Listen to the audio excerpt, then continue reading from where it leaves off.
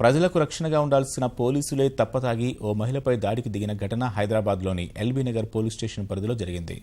ఎల్బీనగర్ కామలేని ఆసుపత్రి సమీపంలో తినుబండారాలు అమ్ముకునే సుమలత అనే యువతిపై గోపి, సుధాకర్ అనే కానిస్టేబుళ్లు మద్యమత్తులో దాడికి పాల్పడ్డారు.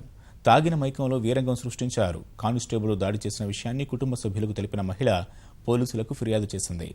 సీసీ కెమెరాలను పరిశీలించిన పోలీసులు మేడిపల్లిలో కానిస్టేబుల్గా పనిచేస్తున్న గోపి, అంబర్పేట్ గ్రేహౌండ్స్లో కానిస్టేబుల్గా విధులు నిర్వహిస్తున్న సుధాకర్ తప్పతాగి యువతిపై దాడికి దిగినట్లుగా నిర్ధారించారు. వారిద్దరిని అదుపులోకి తీసుకున్నారు.